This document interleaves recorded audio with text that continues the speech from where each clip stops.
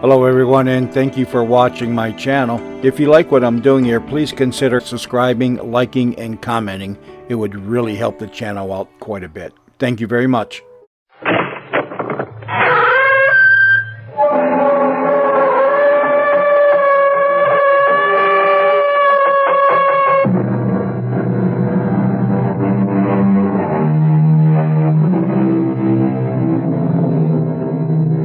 Come in. Welcome. I'm E.G. Marshall. Welcome to a world where fears and suspense are the order. In cities and towns of North Africa, it's a common sight to see an old man sitting in the public square, surrounded by an admiring crowd who squat on their haunches as they listen to an age-old tale of courage, of romance, but above all, of mystery. Like that old man, the public teller of tales, I have a story for you. A story that takes place in our own country, which deals in matters that defy explanation. Matters which can be explained only from the tomb. What are you doing, Hugh?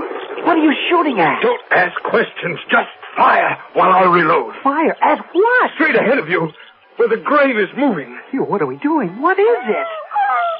You saw it this time, didn't you? You saw the movement, the blurry outline of a shape. I saw a movement, but nothing else. Well, where are your eyes, Bill? It was there. You just had a look and you'd have seen it. I think. What the devil are you talking about, Hugh? Seen what? You know. The thing. The damn thing.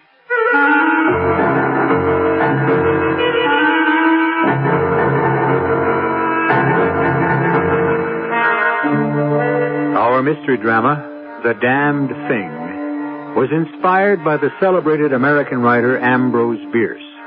It was especially written for the Mystery Theater by Arnold Moss. It stars Robert Dryden and Joan Tompkins. It is sponsored in part by Buick Motor Division and Sign-Off, the sinus medicines. I'll be back shortly with Act One.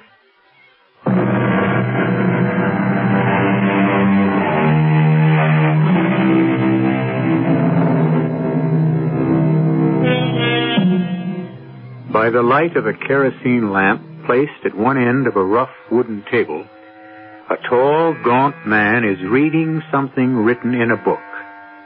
The man reads silently as his fingers trace the words. As the man lifts the book toward the light, the shadows cast by the ledger throw half of the small room into darkness, obscuring the faces of 7 men sitting against the log walls of the little cabin. On the other side sit 3 people, 2 women and a man, an elderly Indian, all equally silent, equally motionless. Next to them is an empty chair. By extending an arm, any one of them can touch the man who is lying on the table face upward, covered by a sheet, his arms at his side. The man, Hugh Morgan, is dead.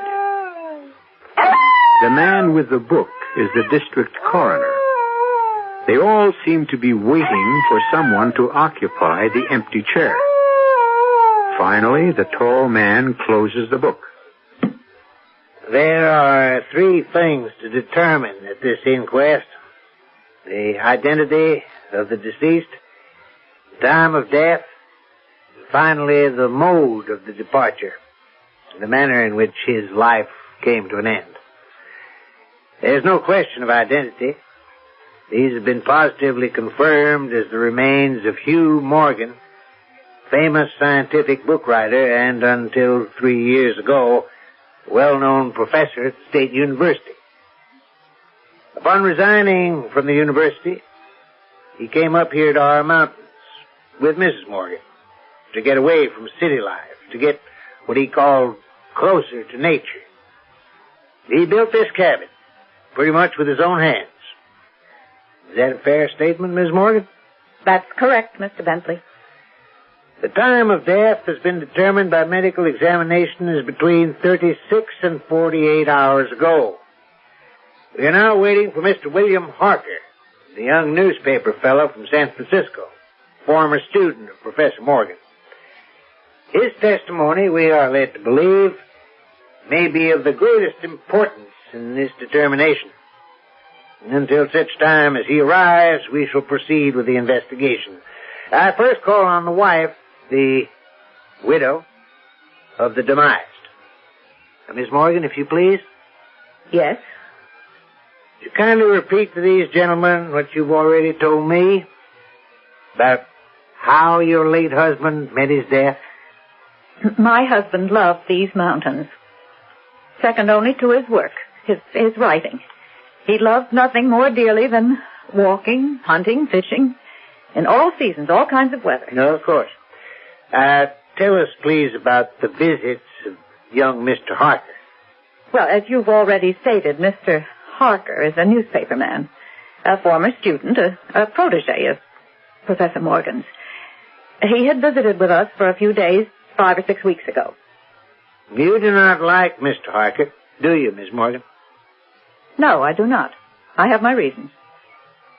Did anything unusual happen during Harker's first visit 5 or 6 weeks ago?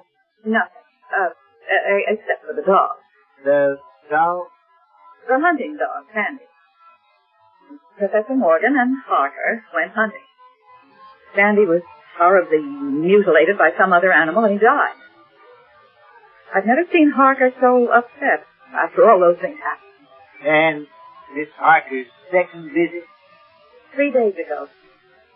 There was something he said he wanted to talk to my husband about.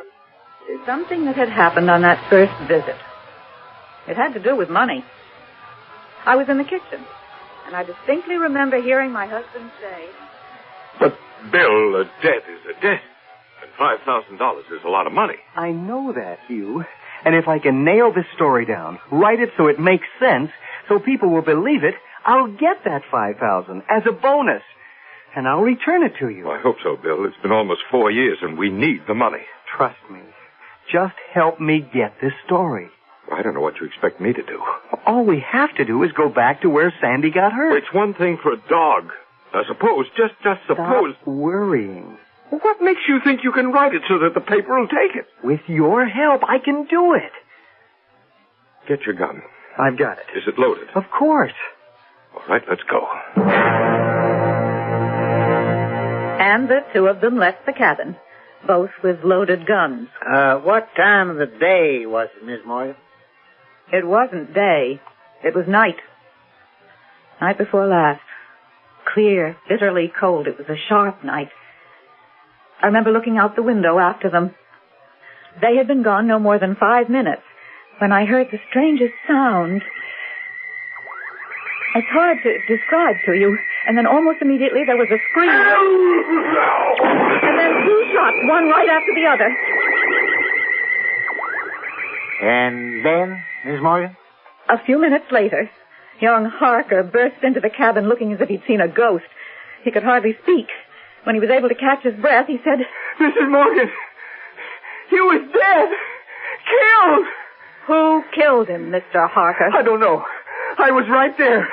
And heaven help me, I don't know. And it's your feeling, Miss Morgan, that... My husband was a big man, sir. A strong man. He played football at college, wrestling team, too. The only thing he couldn't do was swim. But he was in perfect health. And Mr. Harker's a very slight young man, no match physically for my husband. Which leads you to believe... To do away with Hugh, Harker needed his gun. In other words, you're convinced that the shots you heard... Had to come from William Harker's hunting rifle. A double-barreled gun. Harker's motive being... To wipe out Hugh and his debt to him at the same time. For the time being, I must ask these gentlemen of the jury to question what you're implying. You see, there is some doubt whether Mr. Harker or anybody else could possibly have shot your husband. Why is that? Because the condition of the body is such that at this time we cannot tell whether or not it contains so much as a single bullet wound. I call now on Miss Viola May Atwater. Miss Atwater? Call me Viola May, like everyone else does. Yes, of course.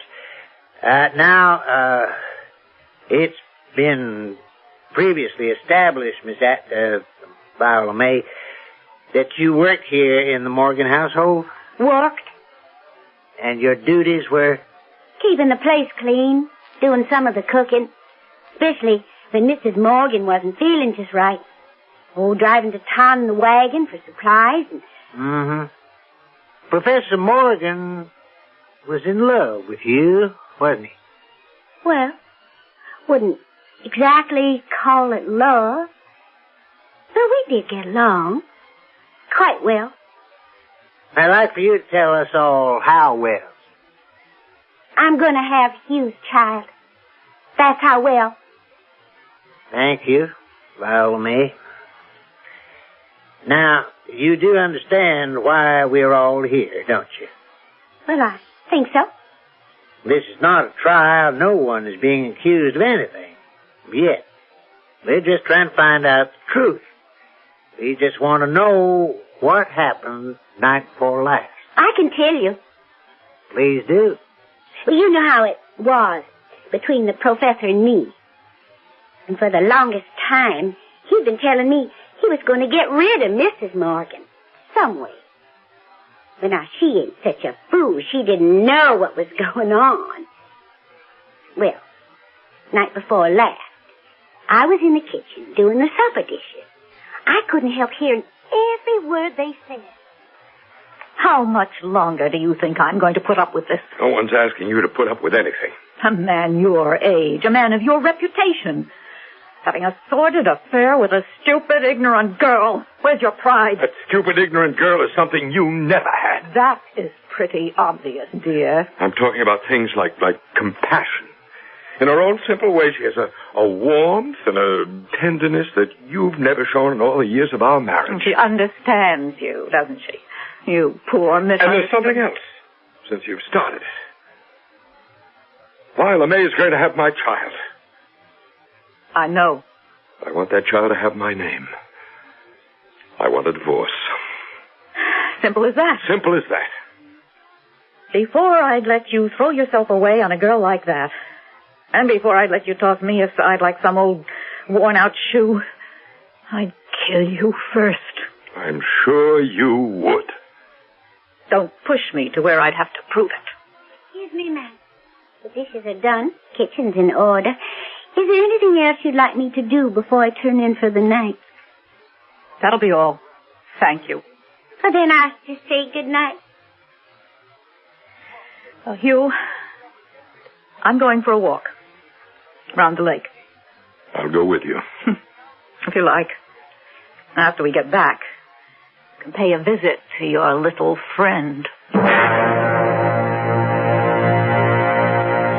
And they both went out together. Now, what time of the night would you say it was when they left? Oh, 9:30 maybe. 10 at the latest. What'd you do after they left? Straighten things up a little more. And then? But they wasn't gone very long.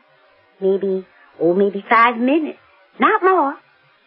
When I heard a most peculiar sound, like nothing I'd ever heard before. I can't exactly describe what it was like, and then, almost on top of it, there was a scream that went right through. Go ahead, Viola May. A minute or two later, Mrs. Morgan bust right into the cabin. She couldn't hardly talk. And finally she said, Viola May, Mr. Morgan is dead. Drowned in the lake.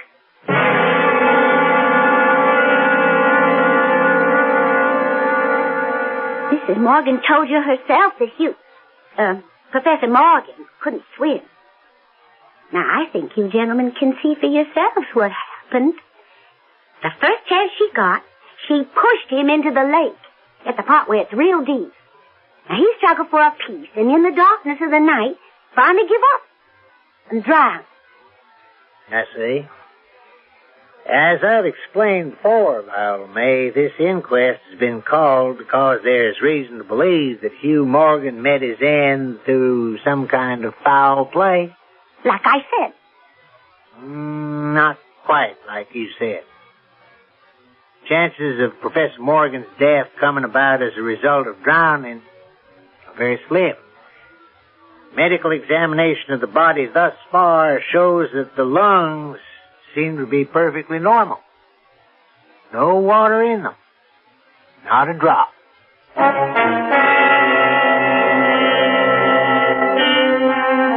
Absolute truth is a very strange thing.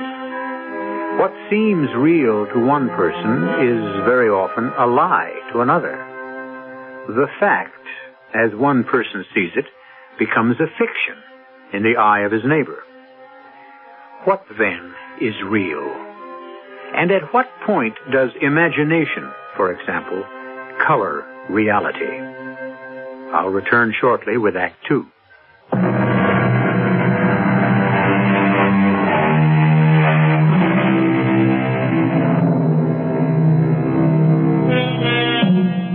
In an isolated cabin high in a deserted area of the mountains of Northern California, a corpse lies cold and rigid on a rough hand-hewn table. The dead man, science writer Hugh Morgan, has come to an unexplained and unnatural end. The district coroner and his jury await the arrival of a man who may turn out to be the key witness in this death. Two other witnesses, the wife and the mistress of the dead man, have already testified. The coroner turns up the wick of the kerosene lamp, calls on a third witness, the elderly Indian who has been sitting in stony silence, listening. Joe Crowfoot? Yes, sir. Joe, you earn your living as a guide to hunting parties, is that right? Yes, sir. I know every stream, every trail, like the back of my hand. Mm-hmm. Would you please repeat for the benefit of these gentlemen what you already told me? What happened night before last? It was about 9:30. I'd put out the lamps and was just about to call it a day. Hunting party at 5 the next morning. I'd just gone out to the rear of my shack when I heard voices. You said you loved me, Hugh. You said I was the only thing in this whole wide world that mattered to you. That's true, Viola May. Then what's all this talk you've given out to me about how the time ain't right for a divorce? It would kill her. I may not love her, but at the same time, I wouldn't want to do anything to hurt her. Ain't you the considerate one? You think nothing of hurting me. Look out for that snake. Oh. Quick, get back on the path. Oh, that was close. I couldn't see it. Well, how could you? Here, let's sit down on this stump for a minute and, for heaven's sake, keep your voice down. Joe's asleep, and we don't want to wake him. You got a responsibility, Hugh. I'm going to be mother to your child. So you say. Now, what's that mean? What makes you so sure it's me? Well, who else could... Now, what is in back of that filthy mind of yours? I told you to keep your voice down. I'll tell the whole world what a dirty old man you really are. You little fool. Now, you pull yourself together. Hugh Morgan, I hope you... You pushed me, you deliberate. No. The rattlesnake, it's there. I can see it. But don't move. Lie here as quietly as... It's lifting its head, but... It bit me. Get help! You little idiot, I've been bitten. Wait, Joe Crowfoot, fast! What makes you think Joe would help you? Wake him up yourself, lover boy. I got more important things to do. Joe! Joe Crowfoot, help! I need help! Help me, somebody! In no time at all. I had him in my shack. Did everything I knew to kill the poison the snake had shot into his body. But... Yes, Joe? I guess I was too late. Within a very short time, Professor Morgan was dead. And it is your testimony that he was pushed by the young lady, Viola May, into the spot, the area where she knew there was a rattlesnake. Yes, sir. That's very interesting, Mr. Crowfoot. Why do you say that? The medical examination. As far as we can determine, not a trace of the snake's poison is in the bloodstream. Not a trace.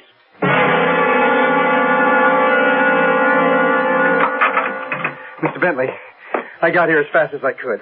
You, young man, are... I'm William Harker of the San Francisco Press. Forgive me if I've held things up. Oh, delighted to see you, Mr. Harker. I left the minute I got your call. This is not the easiest place to get to. I want to finish this business tonight. Well, I think you should know that when I left here early yesterday morning, it was not to evade your summons. No? No, it was to get the story to my paper. The story of Hugh Morgan's death. Now, Mr. Harker, we've heard 3 different versions tonight of how Hugh Morgan met his death. And none of them has yet been substantiated by the facts of the medical examination of the body. Now, have we any reason to expect that the account you posted to your newspaper, Mr. Harker, will be anything like the story you will give here? That's up to you, sir. I've made a carbon copy of what I wrote for my paper. You're welcome to see it. It's incredible. More incredible than pure fiction, but it is the truth. I'll swear to it. All right, we'll resume the inquest. Mr. Harker, would you kindly be seated? Now, you knew the deceased, Hugh Morgan? Yes. How well? He was my professor at the university. It taught me everything I knew about writing. More than that. He was the closest friend I had. And you were with him when he died? I was with him when he died. How'd that happen? You being here, I mean. Well, I came up 3 days ago to shoot and fish. Part of my purpose, however, was to follow up on the story of the dog, Sandy. You see, I had been here 5 weeks earlier. On a purely friendly visit to your old teacher? Well, on that occasion, we went out hunting, as we'd usually done on previous visits. It was still dark. The sun had not yet risen when we left the cabin. Sandy! Sandy! Here, boy! Have you any idea where that silly dog went? Well, he was here a minute ago, Hugh. Funniest thing, he just disappeared. Oh, but he'll be back. In the meantime, we'll have to do without him. Well, now, let's see if we're as good as he is in raising some quail. What's our best ground? Beyond that ridge, I'd say. We'll have to go through the chaparral to get to it. It's pretty level ground, thickly covered with grain. Let's go, Bill. Hold it, Bill. Hold it. Be very quiet. What is it? Just listen. What is that? I think we've startled a deer. Oh, I wish we'd bought a rifle instead of just shot. Shh, be very quiet. What are you doing, Hugh? You're not going to fill up a deer with quail shot, are you? Is anything wrong? Hugh, have we jumped a grizzly? Cock your gun, Bill. Well, now what? Everything's so quiet. What is it? Just keep your eyes open and your mouth shut. Keep low, very low, and watch. And that's exactly what I did. What happened next? A minute or two went by. Suddenly, there was this weird sound that seemed to come from out of nowhere. It grew louder and louder. It got to the point where I had to put my hands over my ears to shut out the sound. It was so shattering. And then it stopped. As suddenly as it had started. And what did you see, Mr. Hart? Well, up until then, the bushes had been deathly still. Not a bit of movement, of any kind. I turned to Professor Morgan and was about to speak when the field of wild oats we'd been watching began to move in the most curious way. It seemed as if the oats were being stirred up by a streak of wind, which, well, not only bent it, but pressed it down, crushed it, so that it didn't rise, as if some huge, invisible, what can I call it, presence was moving slowly along through the oats, stepping on it with giant feet. And this movement, foot by foot, was prolonging itself directly toward us. What was your feeling, Mr. Harker, as you were watching this strange occurrence? Well, I must confess that I lay there in the chaparral, right beside Professor Morgan, watching this fantastic thing happen, and I was not afraid. Was this equally true of your companion? No, he was terrified. What are you doing, Hugh? What are you shooting at? Don't ask questions, just fire while I reload. Fire? At what? Straight ahead of you, where the grain is moving. Well, if you say so. Hugh, what are we doing? What is it? It's all over now. It's gone. Let's see what happens. Yeah. Oh, no.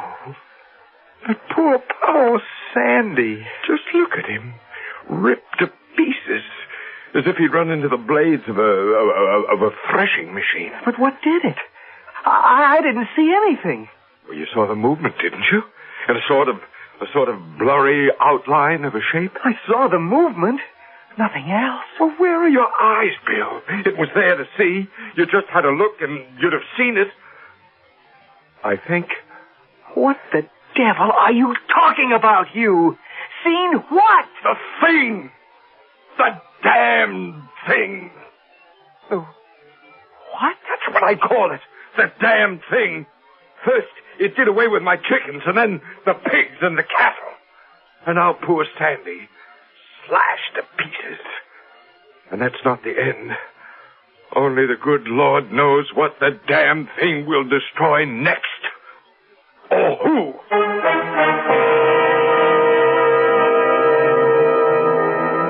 Is it possible that there is a grain of truth in the incredible story Harker has just told? And can Hugh Morgan's fear of a shapeless, sinister force, of a thing that seems to challenge all reason and logic, be justified? We'll find out when I return shortly with Act 3.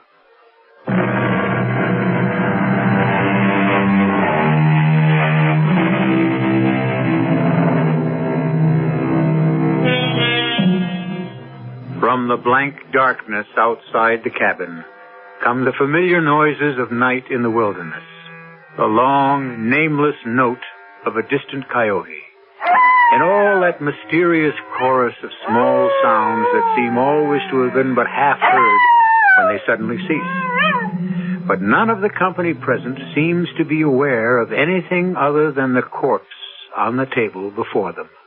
Please continue, Mr. Hart. Well, that's about it. We buried the dog and went back to the cabin. And never said another word to each other about what had happened that morning.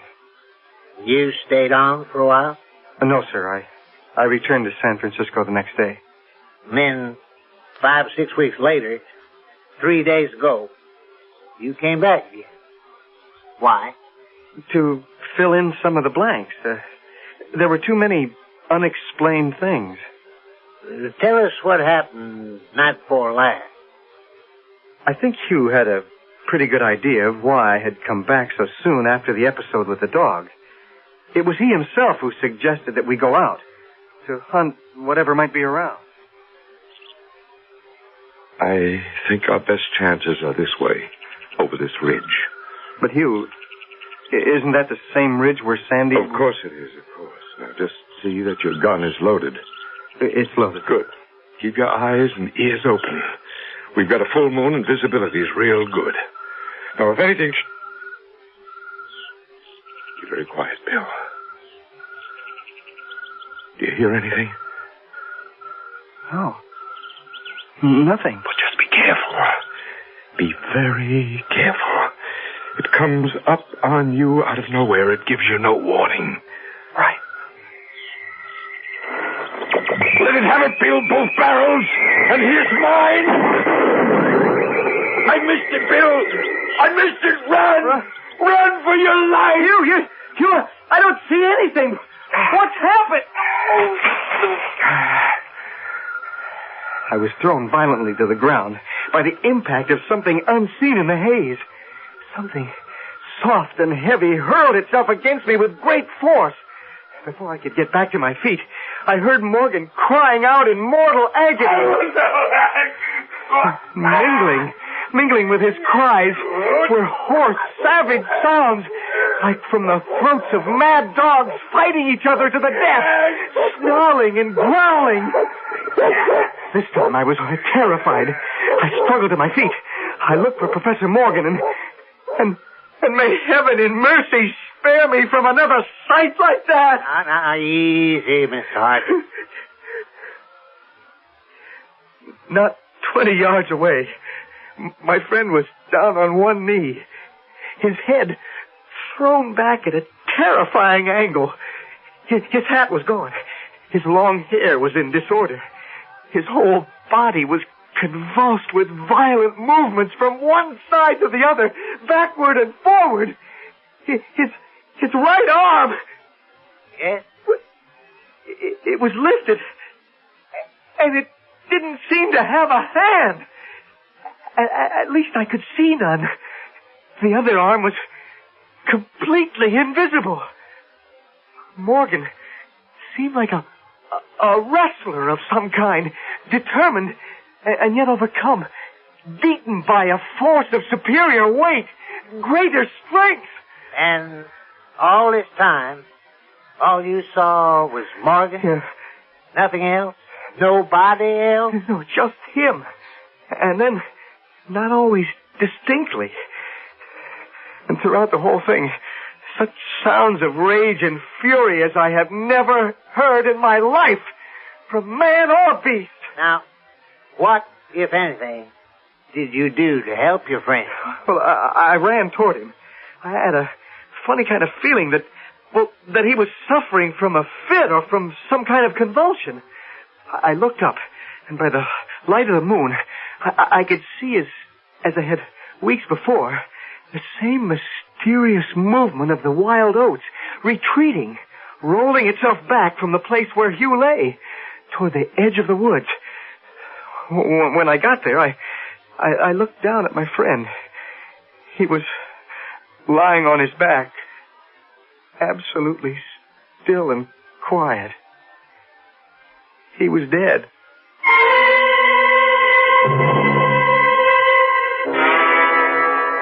Gentlemen, you've now heard 4 different accounts from 4 different witnesses. Now, finally, there is the version of death in some mysterious manner that Morgan was killed by an unknown force or creature of some kind, which Morgan called the damn thing. Mr. Bentley, there are 2 things more I would like to bring to your attention. Yes, Mr. Hart? First, that book you placed under the table, I recognize it as Professor Morgan's diary. You seem greatly interested in it. In fact, you were reading it while I was testifying. May I see it? I'm sure it would throw a great deal of light on Morgan's death. The book will cut no figure in this matter, Mr. Harker. All the entries in it were made before Hugh Morgan's death. That's ridiculous. Now, you said there's something else you'd like to bring to our attention before a verdict is rendered? Well, there's one substantial bit of evidence which has not yet been revealed. Yes, Mr. Harker? The body of Morgan. I demand that you uncover the body right now so that we can all see whether or not I was telling the truth. I will be happy to meet with your request, Mr. Harker. Thank you, sir. Gentlemen of the jury, the body of Hugh Morgan. Now, it may be difficult to see details in this light. I read from the medical report, gentlemen. The body of the demised is covered with broad maculations of bluish black caused by extravasated contusions. That's those big black and blue marks here, and here, and over here. The chest and sides appear to have been beaten with some heavy weapon such as a bludgeon. I call your attention to these huge tears in the flesh, where the skin has been ripped into shreds and little strips. Might we know why there's that silk handkerchief passing under the chin and knotted on top of the head? You may indeed. I'll remove it, and I think you'll see why it's there. If it weren't there, the head would almost be separate, detached from the rest of the body. What was once the neck and throat have, as you can see, been chewed away. That satisfy you, Mr. Harker? I thank you very much. Now I will ask the jury to adjourn for its verdict.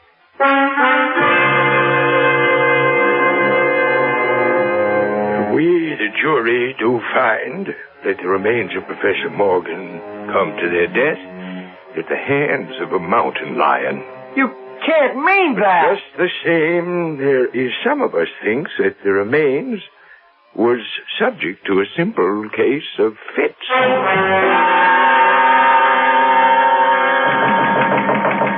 Come in. Oh, Mr. Harker. Can't say I'm surprised to see you. To what does my humble office owe the honor of your visit? I can't accept the verdict your jury gave last night. Unfortunately, there ain't much you can do about it. I think there is, sir. I can establish the truth about Hugh Morgan's death. And how exactly do you propose to do that, Mr. Harker? Take a look at this. What is it? A reel of tape and a recording machine. Months ago, I asked Hugh to make a day-by-day recording of whatever he saw, whatever he experienced in connection with this phenomenon. Would you like to hear it, Mr. Coroner? Yes. Yes, of course. This might just possibly make you change your mind.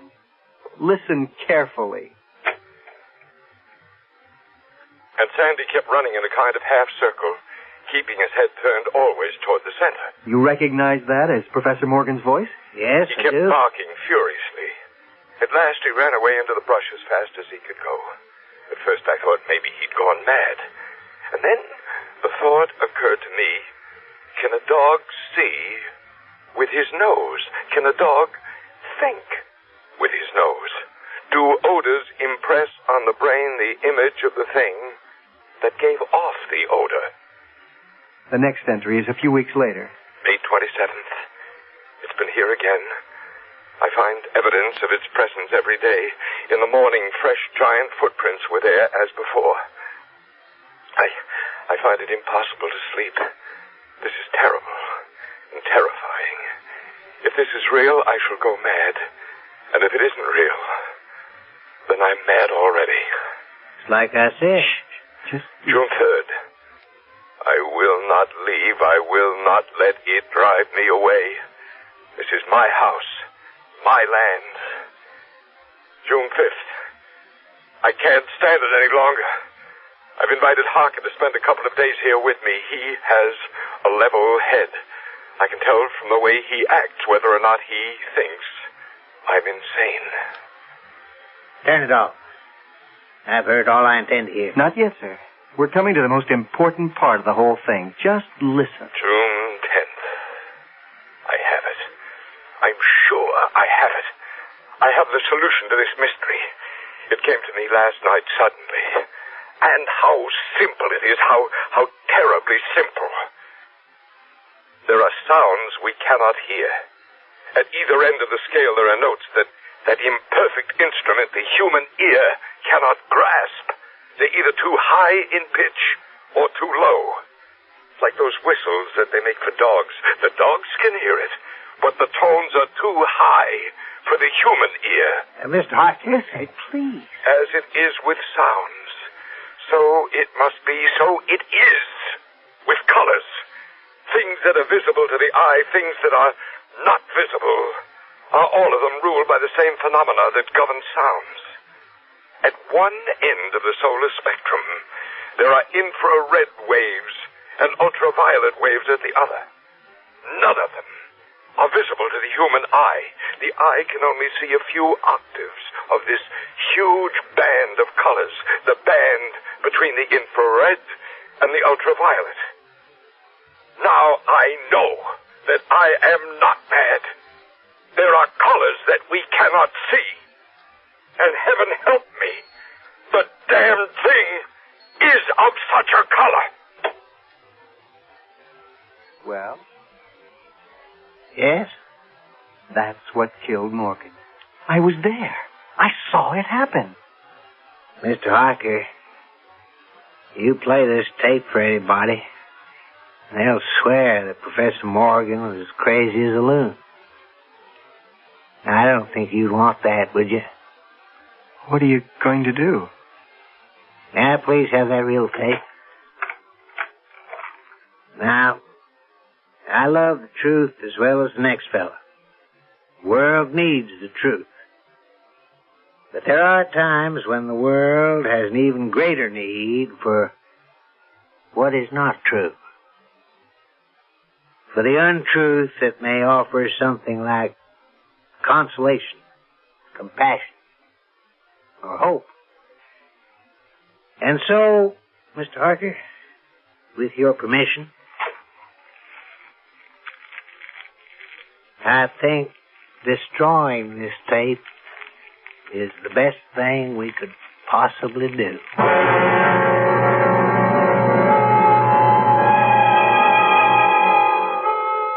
As the last foot of tape turned into ashes, the skies opened up and it began to rain.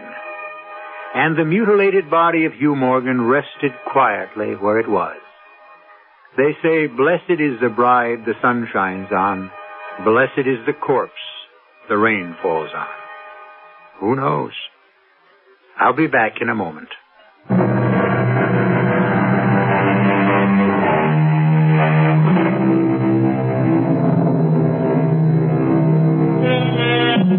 An interesting footnote on Ambrose Bierce, the American writer on whose story, The Damned Thing, our tale was based.